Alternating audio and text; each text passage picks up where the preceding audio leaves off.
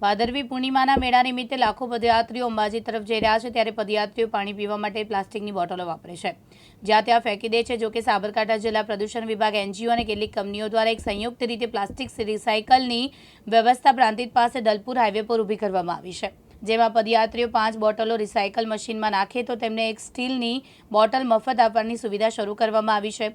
નોંધનીય છે કે મેળામાં 5 થી 6 દિવસ દરમિયાન લાખો બોટલો રસ્તાઓ પર વેરવિખેર પડી હોય તો પ્રદૂષણમાં વધારો કરે, ત્યારે સમસ્યા નિવારવા માટે આ રિસાયકલ મશીન મૂકવામાં આવ્યું છે। કંટ્રોલ બોર્ડ જીપીસીબીના માધ્યમથી રેટમોસ એન્વીપ્યોર કંપનીના ઉપક્રમે સાથે ઉદ્ગમ ફાઉન્ડેશનના ઉપક્રમે સાથે ગુજરાત અંબુજા એક્સપોર્ટ લિમિટેડના સહયોગથી આ પ્લાસ્ટિકની બોટલના નિકાલ માટે રિવર્સ વેન્ડિંગ મશીન જે અંબાજી પદયાત્રા જે 2025 ભાદરવી પૂનમનો મેળો ચાલી રહ્યો છે તે મૂકવામાં આવ્યું છે।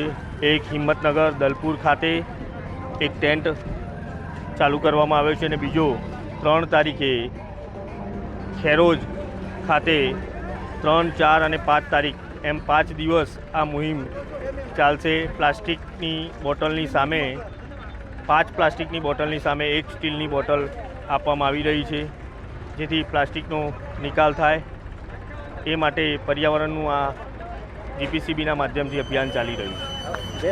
આ પ્લાસ્ટિક વેસ્ટમાંથી જેકેટ, ટોપી, કેપ, પ્લાસ્ટિક બેન્ચ અને અનેક પ્રકારના વસ્તુઓનો ઉપયોગ કરવામાં આવે છે। વેસ્ટમાંથી બેસ્ટ બનાવવામાં આવે છે। કેટલા પદયાત્રીઓ લાભ લે છે? 2024માં પણ 25,000 પદયાત્રીઓએ લાભ લીધો હતો અને અનેક પ્લાસ્ટિક બોટલની કલેક્ટ થઈ હતી।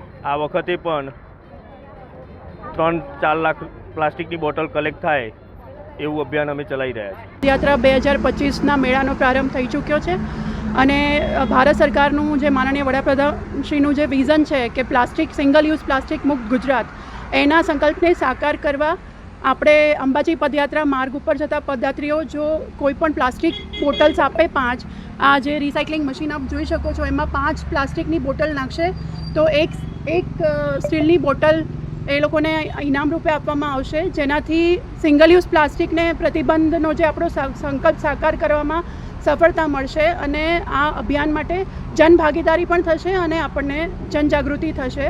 તો આપ સૌ જે બી અંબાજી પદયાત્રીઓ છે આ યોજનાનો લાભ લો અને સિંગલ યુઝ પ્લાસ્ટિકના જે અભિગમને સાકાર કરવામાં અમને સૌને સાથ આપો। ભાગીદારી ગુજરાત પ્રદૂષણ નિયંત્રણ બોર્ડ અને જે આ જિલ્લાના અગ્રણી ઉદ્યોગપતિઓ છે એ લોકો દ્વારા CSR એક્ટિવિટી અંતર્ગત જનભાગીદારી કરવામાં આવી છે।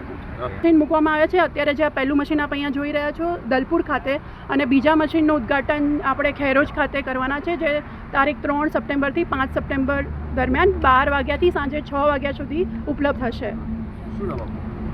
મનાલી ભટ્ટ હમણાં જ રિસન્ટલી જોઈન કર્યું છે, મેં regional officer GPCB Himmatnagar. Bharatsinh Rathod, દિવ્યાંગ ન્યૂઝ, સાબરકાંઠા।